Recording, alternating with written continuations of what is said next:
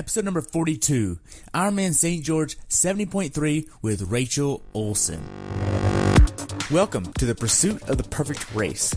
I'm Coach Terry Wilson, and with each episode, I bring stories of athletes to you that share their experiences at races in order for you to learn how to have your perfect race. We will hear stories from athletes of all ages, abilities, and races of all distances. So regardless of where you fit in, there's something in it for you. Thanks for spending some time with me today. Now let the pursuit begin.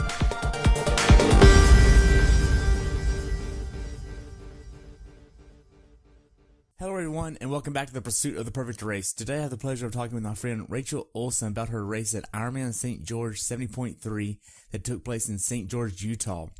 This race took place on May 5th, 2018, with the temperature of 56 rising to 90 degrees, with the water temperature being 64 degrees as well. Rachel's been doing triathlons for a long time, and this is her first real season as a professional triathlete. I look forward to hearing about your race. Rachel, welcome to the show. Thank you so much. I appreciate you having me. Awesome. So what made you want to do this race?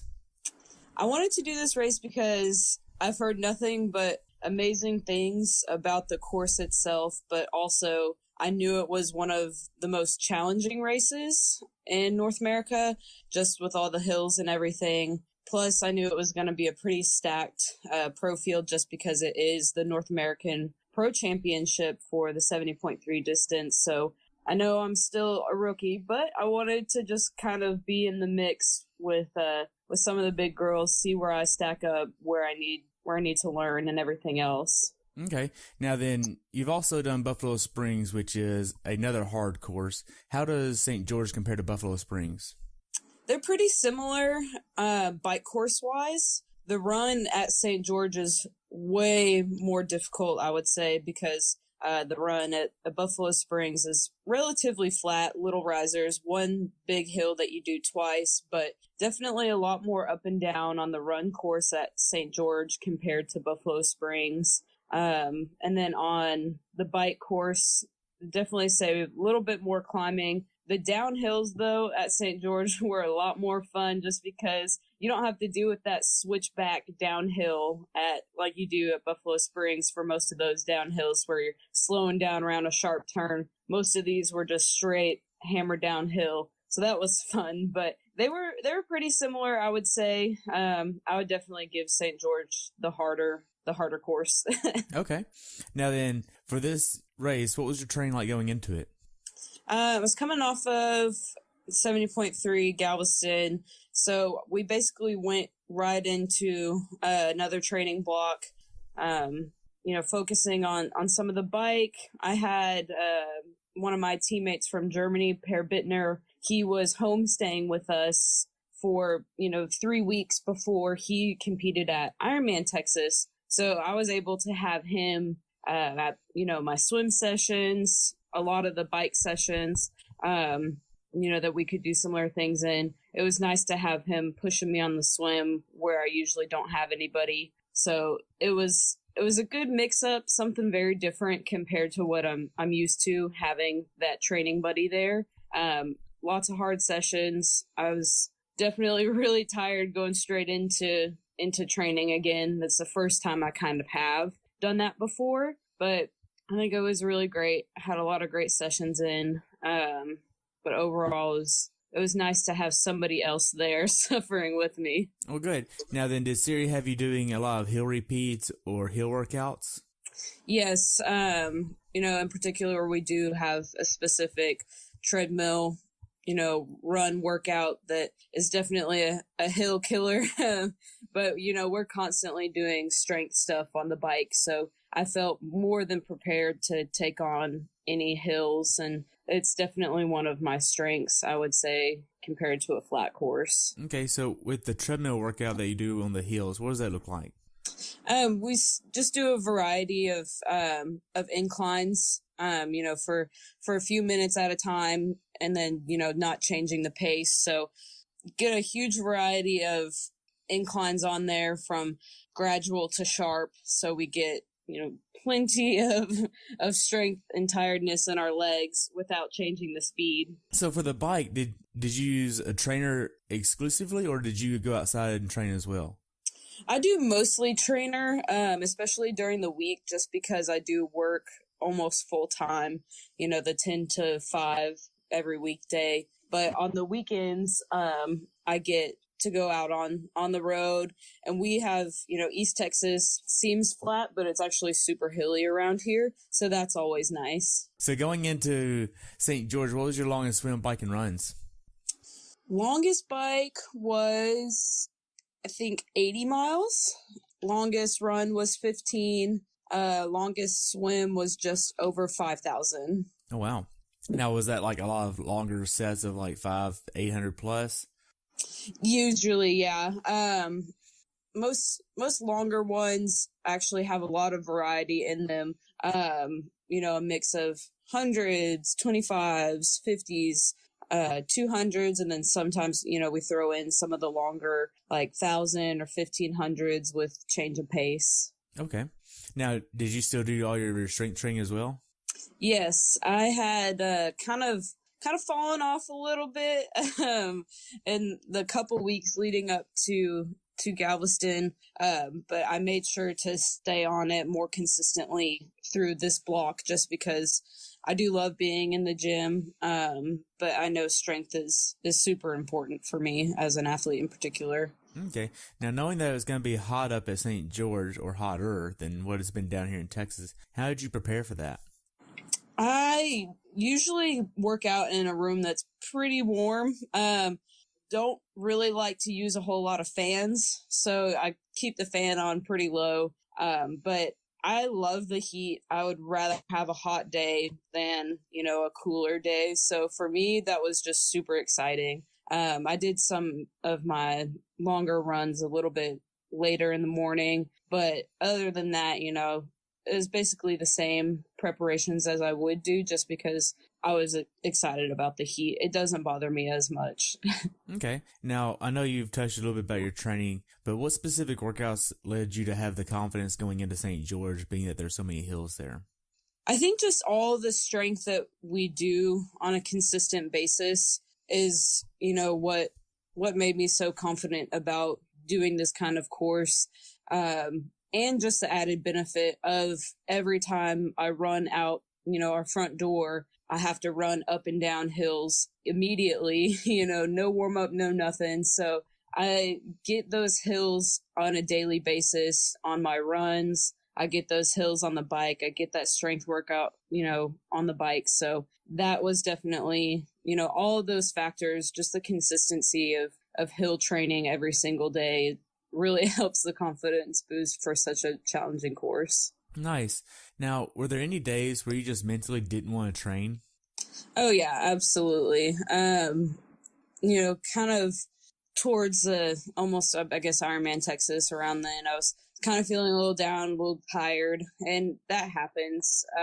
You go through those phases of just being worn out, and sometimes you just need a little mental boost. I think Ironman Texas, going down and spectating helped get me out of my mental rut. But having Pear, through those 3 weeks, we're both kind of suffering. There's days where we're standing at the edge of the pool, like, you get in, no, you get in. So it was nice to know that I'm not the only one who has suffered, but at the end of the day, you get that workout done and you feel so much better. Right. Because I think we all struggle with that at some point, and it's just a matter of how much we struggle with it or how do we deal with it in the moment. Yeah, I think communication especially with your coach, is definitely important, because sometimes, if you don't communicate it, and if it's a big problem, then it can turn out to be, worse for your training. But a lot of those times it's just a couple days where you're like, oh, I'm just super tired today, but you get after it, and it turns out to be a great day instead. Nice. Now then, as far as your nutrition that you used for this race, was it different than Galveston? Yes, I did more salt in my drink mixes as compared to Galveston, just because I knew the heat was going to be different. So I used a little bit more of my Electrodurance. It's by the F2C company that I've been working with this year. Added more of that to my drink mix on the bike so that I could make sure I had all that intake going in with all the sweat I was going to have, an 80-degree heat compared to the 50 degrees at Galveston. Okay. Now then, for this particular race, you're still rocking your QR, right? Yes. Okay. And we really didn't mention what kind of saddle you were using last time, but what kind of saddle are you using on there? I'm riding the ISM PN 1.1. Okay. It's new for me this year, and I absolutely love it. The short nose is definitely my thing, riding off the front, but overall, I can fall into my position and just stay solid where I'm at once I roll into it. So, I love that saddle a lot. Okay. Now then, have you changed any of your equipment since Galveston going into this race? Equipment wise, no. I did, adjust my fit. I've been working with Philip Shama out of Houston. So we adjusted some things on it to help me get a little bit more power. I had tweaked it a little bit before Galveston, like we had mentioned, and not some good things. I am a smart fitter, but once it comes to myself, the athlete kind of gets to me, and so I took a step back and I fit myself as I would anybody else, and working with Philip to have me there, to have him there was a great help, and so just getting those little adjustments helped a lot better. Okay. Now going into this race, what sacrifice was the most difficult for you to make? What do you mean? As far as like life in general, what kind of sacrifices did you have to make going into this race that was difficult for you? Just, I don't really ever think I make too many sacrifices. Taking time off work is a big sacrifice, just because, living basically, on each paycheck. So that was honestly probably the biggest ones travel wise, but, I get so much time with friends, and my family travel with me to this race. So, I had pretty little sacrifices, I would say, going in, made a lot of time for my friends, for, the people that mattered. So the biggest sacrifice I make is just, not updating my blog. But other than that, it was pretty solid leading up to this. Nice. Now then, what was your taper like going into this race? It was a little bit longer, I would say. I mean, than Galveston a little bit, but since the race was on a Saturday, it seemed like it was longer. It started, the taper that Saturday before. The travel was a little bit different, traveling on Wednesday early morning. We left from Houston at 3:00 in the morning.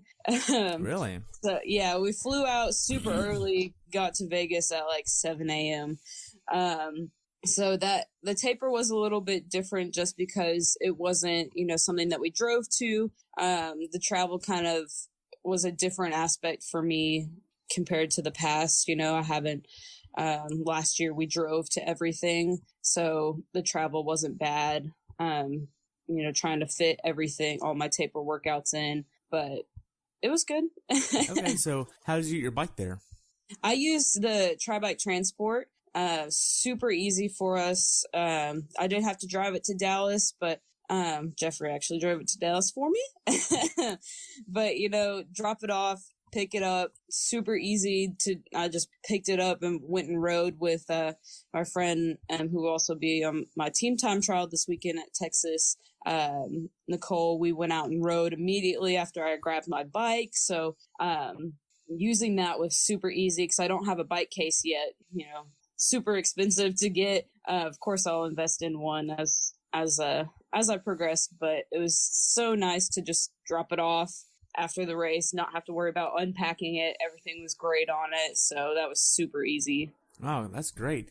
Now, so you left Wednesday morning at 3:00 in the morning. You flew into Vegas. Did you drive from Vegas up to St. George?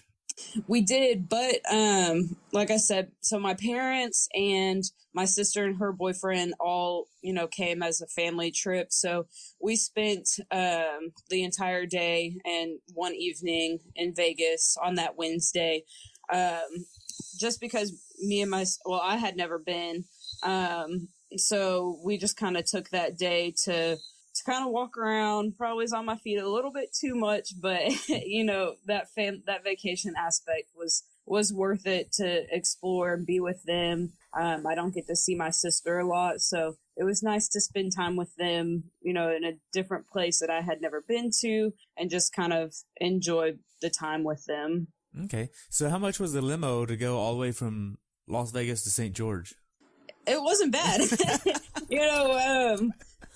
I woke up, got my run done on the strip, it was super exciting, and the run felt great, and then, swam at our hotel pool, and then we were ready to go after that. So for me, it was, pretty easy transition from going to that. I was more eager just to kind of like get my bike and get on my bike and ride it. But I was ready to get to that race site and kind of check everything out. So how far of a drive is it from Vegas to St. George? It's right at 2 hours, I think, just under. That's not bad. No, not a bad drive at all. We rented a minivan, so plenty of space.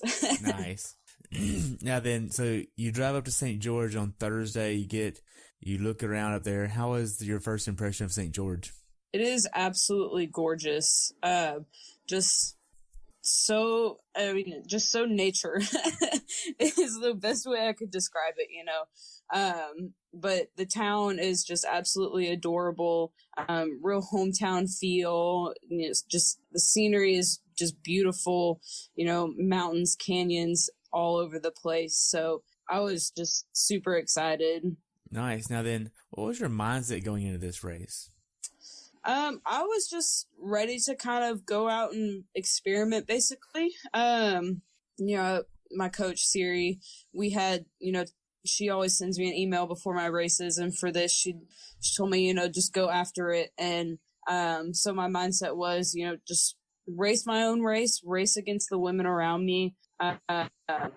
Just in general, kind of experiment with the day, with my efforts and just kind of go after it so that I could really see where I stacked up against the field. That's great. Now then, how far away did you stay away from the actual race venue? We were about 5 to 10 minutes from the main race venue, but about 20 minutes from the swim start. So it's that split transition. So not too far away, considering, they had to do the buses and everything to the swim start, kind of similar to how Ironman Boulder does it as well. Okay. And that's the same way with Santa Rosa as well. Santa Rosa has a big, I think it's like 80 miles in between. It's crazy. Yeah. Did you have personal shuttle all the way to the start line, or did you go downtown and ride a bus? So the original plan was to potentially do the shuttle. But whenever we went to the pro briefing, they said that they were going to allow more parking this year. So, and they hadn't, and I guess in the past they hadn't done a whole lot of parking inside, where the swim start was, it's a park down there. So we actually decided, let's just drive in that morning. I've got to be there early anyway, just plan to be there super early. So we decided to drive in that morning and park, because my parents ended up taking the car back while I was on the bike. So that wasn't a problem there. Made it a lot easier. I did take my bike the day before. Pros are allowed to take them the morning of. I probably would have, but I wasn't sure. I decided to leave it overnight just in case I decided to take the shuttle. I wasn't positive on it, but I would have probably taken my bike the morning of if, I knew for sure that we were going to be able to drive in. Okay. Now then, whenever you actually got to Ironman Village and checked in, how was the check-in process in Ironman Village? Super quick and easy. They had it set up really nice. The process for pros is just a lot faster. There was a huge line whenever I got there. So that's just one of those perks where you're like passing by the line, but you're also probably getting dirty looks by people who think like, why is she cutting all of us? But they just made it a super easy process. Definitely had everything set up really well. like I said, this was, a North American Pro Championship, so they definitely treated it as a championship. Okay. Now then, you got to see Glenda, right? Yes, I did. Awesome. Because I had just met her down at Texas, and she's like, you ever going up St. George next week? Oh, gosh. Yeah. Yeah, she's awesome. She takes care of me with all of my nutrition stuff. I can just immediately be like, hey, I need this. She's like, okay. I see it like 2 days later. Wow. So they take care of me. But they're also just a great group of people. Her and Greg and their son were there, and just really stand-up people. I love them. Yeah. When I met them down at Texas, they seem really humble and just very genuine. Like, yes. They don't try to put on a front with anything. It's just... No, they're just happy to do what they do. Yeah. So now then, what was your final workout going into this race? I did a run and a swim the day before. The run felt really good. Honestly, I had not been feeling the greatest in the water for a few weeks or a couple weeks. Race week, didn't feel great in the water. The week before that, I'd kind of started to lose some steam in the water. And, being a swimmer, I know that happens sometimes. I've been through those phases as a competitive swimmer. Certainly did not want it to happen right before this race, but the best I could do was just keep practicing, my technique in the pool, kind of swim through it. So that was one of those things where it was a little hard to swallow. I was hoping, I'd feel better in the water race morning, but I just knew to take it with a grain of salt. Okay. Now then, the day before the race, that Friday, are you trying to get a certain meal in? I usually try to do, a pasta and same thing basically every time. We had a veggie pasta with red sauce and some chicken, and then some veggies. So that's basically my go-to, what I have basically every time before a race, just because I don't want to have to worry about eating anything else or prepping anything else or how it's going to affect me. I know that it's always going to treat me right. Okay. Now then, what time do you get in bed the night before the race? Usually about 9 p.m. is usually pretty normal. I got in bed pretty early this time. Had my Epsom salt bath beforehand, which is just kind of my pre-race ritual time to myself. So, and then got immediately in bed after that. And I woke up a lot actually this time. I was a little worried to oversleep, which I usually don't have a problem with. Normally I usually just pass right out, but I woke up probably 5 times through the night before this race, which was just me being worried that I wouldn't wake up. Wow. So were you nervous going into this race then? I was nervous. Just basically the caliber of women I was going to be racing against is pretty nerve wracking. It was just kind of those excited butterflies that, how is the race going to go? Just general race excitement. Nice. Now then, before you actually went to bed, did you lay out all your gear the night before and kind of have an idea of how you want to get things ready the next day? Yeah, I try to separate everything, by each sport, make sure I have everything ready to go. And then at that point, I load everything into my backpack so that it's all locked and loaded. But we did drop off our run gear, the morning before, since it was the split transition. So all of my run gear was already there. I had probably checked it 20 times, making sure I had everything in it. But it was one less thing I had to worry about race morning, which, you always think, oh my gosh, should I forget something, even though everything is there. But yeah, I have everything set out for me, and then I load it into the backpack one by one so that I know I've got everything ready to go. Okay. Now then, you wake up on race day at what time? It was about 4 a.m. Okay. Probably a little bit before 4 a.m. And you have a breakfast that you like to get in? Yes, usually cinnamon raisin, English muffin with crunchy peanut butter, a little bit of Nutella, banana, and then I have a Cliff Bar whenever I'm getting everything set up on my transition. Okay. Are you using the Pharma Greens as well? Yes, I wake up immediately, do the farmer greens whenever I wake up, just so that I can get that down, wait the 20 minutes after and then start eating. So I wake up, I've already had that prepped, the night before so that I could just mix it up real quick and start getting everything ready. I usually take it, get dressed, right after. So then that 20 minutes, I'm not wasting time. And then I eat my food, before we head out the door. Okay. Now then you get everything ready and then you leave and then you head to T1. How much traffic was there on race day? Actually, not a whole lot. I was super surprised. They got us into the park really quick.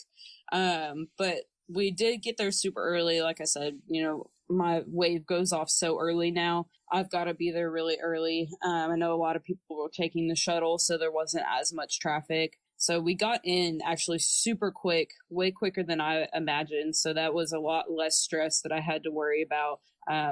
But they made the process super easy. Okay.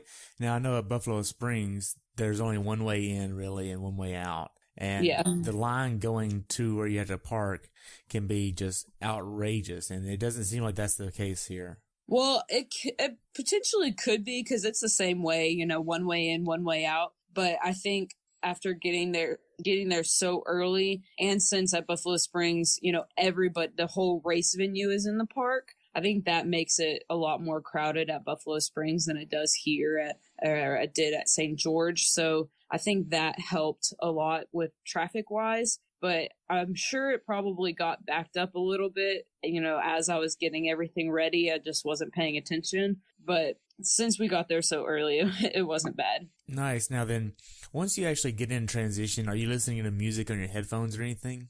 Yes, I plug in my headphones, whenever I get there. I try to talk to people, but a lot of athletes this time were a little closed off. I didn't know as many people there. I ended up meeting a couple of people, but I decided, just throw your headphones in. Nobody else is going to talk to you right now. So I just threw my headphones in. I like to listen to like EDM, the kind of electric dance music stuff. So that's my jam to kind of keep me upbeat, something that's going to, when the gun goes off, be in my head ready to go. Nice. Now then, for this race, you're still using your QR, obviously, and you're using profile design wheels. Yes. So how deep are you rocking this time? Same setup, same wheels. Didn't want to go, any lower, obviously. Don't remember the width on them right now. But yes, so I'm still rocking the same wheel set as I did at Galveston. Okay. How much PSI are you using? I do 90 right at, in the morning, just because I do have latex tubes and they do, deflate a little bit. So I air them up to 90 before the start, knowing that they will go down just slightly before I get onto the bike. Okay. Now then, you're using a aero helmet as well, right? Yes, I actually stole, he let me borrow it, my boyfriend's Giro Arrowhead for this race. Okay. So what time did your actual race start? The women's field started at 6:54 a.m., just 4 minutes behind the men. So in between the time you get done with your bike at transition, laying everything out and heading to the swim, what are you doing in that time? I ran around a little bit just to kind of get my legs loosened out before getting the wetsuit on. But also we were able, pros are able to get a little bit of swim warm up in. So I made sure to have, my wetsuit on and ready. We had 10 minutes at 6:30 to get in the water and swim for 10 minutes. So in that time, got the wetsuit on, got in the water to swim around a little bit, just kind of make sure the wetsuit's all fitting correctly and just getting that feel for the water before the gun goes off. Okay. Now then, your gun time that your race starts is at 6:54, 4 minutes after the men. Mm-hmm. So the final few minutes before the race started, how was that for you? It was good. Very much aware that I'm a rookie, because here they did do, the first, the ranked pros, they announced them into the water as we went in, and then it's like, and the rest of the female pros. I'm like, and that's me, rookie, woo. So you're at that point, you're very aware of where you're standing. But so they started the men off, and then immediately after the men went off, they started to announce the women into the water. We had to kind of stand at a certain place before getting in, and then they let us into the water. It was a waist deep start, basically just pushing off the bottom of the lake bed. Just tried to line myself up at the front, getting ready to go, try to make sure I'm breathing, talking to people, keeping it light. Okay. Now, the gun goes off for the female pros. How did that feel for you? I got out in front, not a problem. But like I said, I had been feeling a little bit off in the water recently. Today, unfortunately, was no different. Got out in front, quickly had about 7 people with me, about 100 yards in. And at that point, just tried to hang on some, hips, feet, and slowly they just started to pull away from me, which is a super weird feeling, being always at the front of a swim. So about, I think, 5 people, a pack of 5 girls, kind of took off, and every foot that I was on, just ended up fading off of me. And no matter how hard I pushed up, I couldn't make it back on. So ended up swimming with Jeannie Seymour from South Africa. She lives in Boulder now, but ended up swimming with her most of the race. We weren't exactly side by side, pretty separated out, but it was a weird feeling seeing that pack up in front of me, but I knew they weren't too far ahead. I knew that there were some really strong, ITU swimmers in there, Sarah True and Paul Finley in that group up ahead. Okay. Now then, you're a bilateral breather, right? Yes, of course. Okay, so how often do you sight then? In the pro field now, I don't sight a whole lot. It kind of depends on, the water conditions. Right on the first about 600 meters, we had a lot of waves, which is weird because it's, a protected lake. I think it was probably just boats that were causing so many waves. But in those times I sight a little bit more. I was probably sighting maybe every 6 or more strokes just to keep pushing forward. And like I said, being in a pro wave, you don't have to worry about dodging as many people as you would in an age group wave like I had previously experienced. Okay, and you wrap up the swim in 25 minutes and some change, about 15 seconds slower than Galveston, right? Mm-hmm. Okay, so pretty great swim considering the conditions of a colder swim. Oh, yeah. So the final few hundred yards of the swim, are you doing anything to prepare you for the run? I start kicking a lot more, try to get my legs ready to go, especially with it being a little bit colder.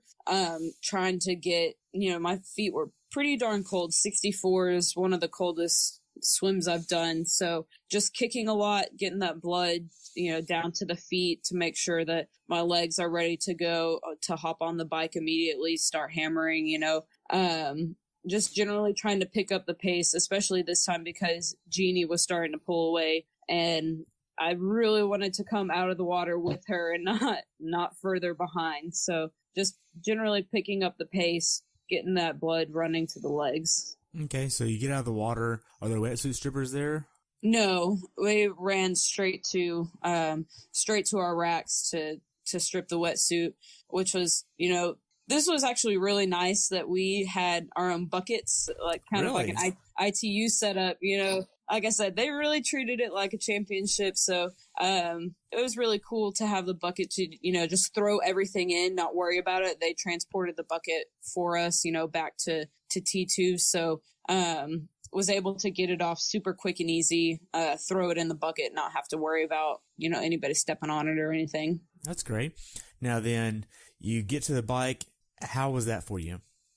It was good. I'm currently using bike shoes, getting some tri shoes. I have a very old pair, that I've been a little bit worn out. So I was trying something different with the cycling shoes, but I'm losing a little bit of time with the BOA system. So, Philip Sharma, my fitter, he's getting me hooked up with some nice Shimano tri shoes that will, help me save some time there while also still being as stiff as those cycling shoes. But, super smooth, easy transition out. It was faster than Galveston by, I think, almost a minute in my T1. So in and out, jumped on the bike and just started basically smashing it downhill out of transition. Nice. Now then, are you still using your Wonder Woman kit for this race? Oh, yes, absolutely. Awesome. So did anybody give you kudos on that or anything? Yeah, and it was cool because, and some of the pros were like, "Oh, you're the Wonder Woman kit," and but having that there, and people, you can hear them on the sidelines saying stuff about it. So it's always fun. It's always our goal to make a fun kit. We've got a summer kit coming out, and we'll do a breast cancer version kit of the Wonder Woman kit this October. But it makes it a little bit more fun race day. That's awesome. So now then, the course itself on the bike is pretty hilly. Yes, absolutely. So how did the first few miles go for you on the bike? It was good. It was really fun coming out of T1 because it was a super fast smash downhill right out of transition. But then it's very similar to Buffalo Springs. You immediately start basically climbing out of a canyon, very similar to climbing out of the canyon at Buffalo Springs. So, very quickly on the bike course, you start getting that elevation. So it was just settling into, that climbing, getting all my bearings straight on, my nutrition, start thinking about, everything on that front. But it was fun from the get-go. Nice. Now, did you have a certain number of calories you were trying to hit every hour with your nutrition? I just try to stay consistent on when I'm drinking out of my bottle, because I do the super bottle about 400 to 500 calories, and then I do a couple of blocks also. But my thing is to just try to not focus so much on, I would need this many calories per whatever. So I try to make sure that I'm just being consistent about drinking, every 15, 20 minutes, because especially for this race, like I had mentioned to you earlier, it was kind of my first time putting myself out there on the bike and really just kind of head down smashing it. So it was important for me to, every once in a while check in and be like, hey, hydration, because it's super dry out there, something that I'm definitely not used to. So, immediately any sweat that's coming off is evaporated already so quickly. It's not like the humidity that I'm used to. It was easy to think, oh, I'm not sweating, I don't need as much. So I had to check in with myself consistently to make sure I was getting, liquid nutrition in and a lot of hydration in as well. Okay, so with your bike computer, did you set an alarm on there to go off every 15, 20 minutes? No, I just every so often will take a look at it. Because I basically just have my cadence on there, and time and distance. So, just every so often looking at it to make sure, hey, this was the last time I drank. This was the last time I took in, nutrition. So I need to go again. Okay. Now then, how was the actual quality of the road for this race? Absolutely amazing. Really? I mean, yes.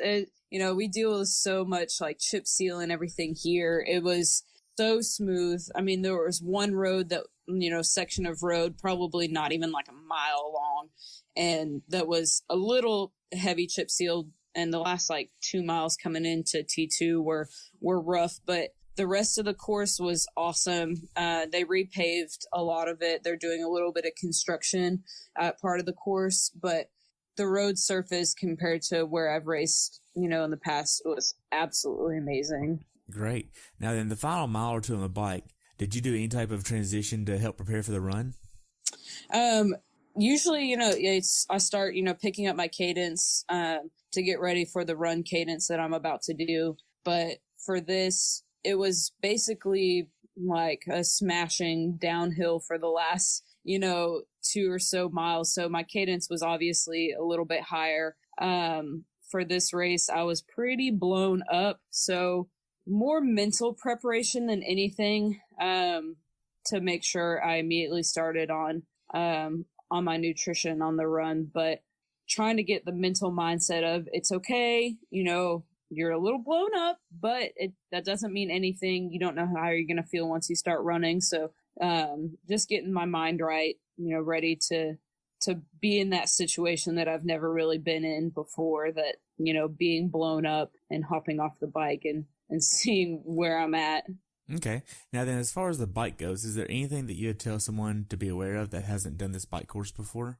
The last in the last 10 miles, you have a 4-mile climb at Snow Canyon. Drive it before, just be aware of it. It's very sneaky because it doesn't look, like a Buffalo Springs course where you can see it. It looks pretty steady, but whenever we drove through it, the park guy, he knew his stuff. He was like, you get grades up to 12%. So, just being prepared for that, maybe, especially as an age grouper, maybe save a little bit in the tank for the last, 10 to 8 miles for that, especially because it is rough. Maybe take a look at your gearing, your cassette, maybe add, an extra cog in the back that's got an extra gear or an extra tooth on there, just to make it a little bit easier for that last climb because it is gnarly. Okay. So how did T2 go for you? It was good up until I dropped my sunglasses out of my hat, and me being dumb, I had to go back for them. So, I was right at the end of the rack. I was really stoked. My goal going into this, I really wanted top 10. And I was sitting ninth, right behind 9th and 10th, coming out. That being said, T2 was great. I felt pretty good on the flat, so I was generally positive. Okay. Now then, what was your strategy going into the run for this? Before the start of the race, the strategy was make up time. I usually make up time on the run, that I may have lost on the bike. So, basically the goal was on the run, just keep pushing after it, manage the uphills. Just because I knew it was going to be up and down, manage the uphills, and then, let myself fly downhill. But mid-race, like I had said, the plan was go smash after it. I was actually super stoked that I only lost 2 places on the bike. That has never happened to me before, ever. So I was really proud of myself. Didn't let many people pass me on the bike. I still got a long way to go before I'm at, a certain level on the bike, but knowing that I didn't let very many people pass me on the bike was a huge confidence booster there. But, on this, the run, the first 2 miles is straight uphill. And I'm going to be honest, I've never felt so bad in my life that I wanted to stop and turn around, and just call it. I had a little bit of pain in my right knee. It was mostly felt like tightness and pulling, but, nothing that made me stop. But I felt like my feet were just getting an inch off the ground, climbing up this 2-mile long uphill. Saw one guy, one pro already turn around. I was like, I could do that. That could be me. But I just stuck my head down. Said, do not worry about where you're at on the place. You're not here to quit. It's not going to do anything for you. You're not going to learn anything. You're going to be pissed. So I wanted to cry, almost did a little bit, but I just stuck my head down, made sure that I was keeping a quick cadence. Like I said, it was uphill, so making sure I wasn't overstriding too much. And at that point, it was just management of how I felt. Like I told you, this is the first time that I truly blew myself up, in a race. So the goal was keep my breathing good, keep my cadence good, keep taking in nutrition. I wasn't bonked, so that was good. Coming back from a balking situation, nutrition wise, I think would be even worse than how this felt. So, happy I wasn't in that situation, but, I just kept pushing. You know, I passed a guy on one uphill that was struggling. I said, dude, I'm right there with you. And, you know, he had kind of stopped and walking. He's looking around like, I don't want to do this. So I said, just keep going, dude. I'm right there with you. He ended up catching me about halfway through on the run. He was like, oh man, I just needed that so bad. And that was another little booster for me. And I accidentally dropped him again. Accidentally. So did you tell Siri how that first 2 miles went on the run? Oh yeah, absolutely. I tell her everything and more. So, you know, I told her how it felt, and, you know, she's a big proponent of, unless something detrimental happens, you do not quit a race. But, you know, I told her I was still super proud of myself, and she was still proud of the effort as well, you know, as she always is going to be. So, it was one of those things where, you know, it happened, and I'm glad that it did, because, you know, it taught me that, you know, I could still kind of recover a little bit, because I ended up managing a decent pace after, you know, those first 3 miles, got into a rhythm, you know, certainly not as fast as, you know, where I was at my Galveston pace, but still managed a time that was as fast as my half marathons last year. So knowing that fact of, yes, I blew up super hard, but it was a super hard course. The run course was definitely crazy. So knowing I could still put out that time on the run after such a huge blow up was nice. Good. Now, how are the final few miles on the run for you? Good. They are straight downhill, since, you know, you climb straight, because it's basically one lap with 2 Ys off of it, or 1 Y. So you go out a section, come back, go out a section, come back, but essentially just that one lap. So you're going back down in where you came out. And so you get basically 2 miles straight downhill. I got passed by 4 people on the run, so that was different than what I am used to. But I ended up catching one person, and then in the last few miles, Sarah Jarvis, she's living in Utah, you know, veteran pro. She had been on my heels for 2 or 3 miles or something, and for 2 or 3 miles, you know, she's from the area, so, you know, the local people cheering her, I kept hearing them like call for her, and she's like right there. I was like, oh my gosh, just pass me already. This is just torture. How far back are you?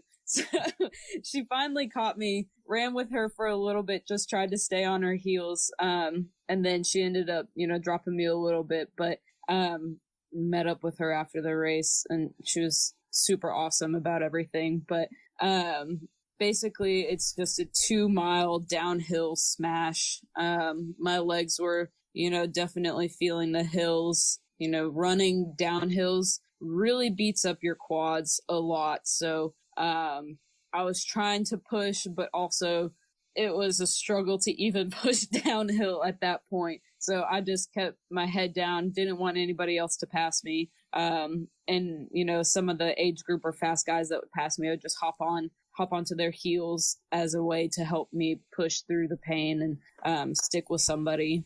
Okay. So how was the last 800 yards of the race? I was so happy to see it. You know, my family was there, so it was just so nice to see the finish. The finish line setup was awesome, beautiful. So it was great. Nice. Now then, after you crossed the finish line, what'd you do next? Got with my family, and actually one of my very long-term friends that I grew up with. She actually lives in St. George, so she came out to watch me finish. So it was really awesome to see her there. Got to catch up with her a little bit. So got with my family, headed with my mom to the VIP lounge, because they did have one for pros there, and you're allowed one visitor. So my mom and I went in there, and let me tell you, they know how to treat the athletes right in that VIP lounge. You know, I was expecting like, go in, have some pizza, you know, because that's what they had for VIP lounge for Texas, which is also a pro championship. But here they had like chicken, you know, fresh grilled chicken. You had quinoa. You had like all these fresh, healthy foods. It was awesome. They truly, did it up right, treated the athletes right. So that experience was just awesome. Great. Now, looking back on it, how well prepared for this race do you think you were? I think I was extremely well prepared for what I needed to do. Like I said, I've got a long way to go to catch up to women who have been, racing pro longer than I've been a triathlete myself. But I like having that challenge. It puts me in a mindset that makes me excited to race more, excited to train more. But just the preparations that Siri has done for me, as a rookie pro, this being my second pro race ever, to place, within the top 15 at a pro championship with such a big field, just tells me that I'm on the right track, and it'll just get better from here. Okay. So aside from dropping your sunglasses in T2, what went wrong for you this race? I don't think anything really went wrong necessarily. I may have blown myself up, but that was the goal, to just push myself, harder than I've ever pushed myself before. So I think that was a win in itself. But other than that, I don't think really anything went wrong. Okay. So what's something that you learned from this race that you like to pass on to someone who hasn't done this race before? Just managing the course, being aware of what you're going into on the run, especially. And if you're from a humid area, be well aware that you do need to take in a lot more water, and, electrolytes than you think you need, just because, after the race, I was feeling my face. I'm like, oh my gosh, I'm just salted everywhere. And, that's not something that I'm generally used to coming from such a humid area, but, it is something that I was aware of going into it. So I think, being aware of that going into conditions like that, just to be prepared to manage your nutrition super well, manage your efforts super well. But be prepared for kind of that colder water situation.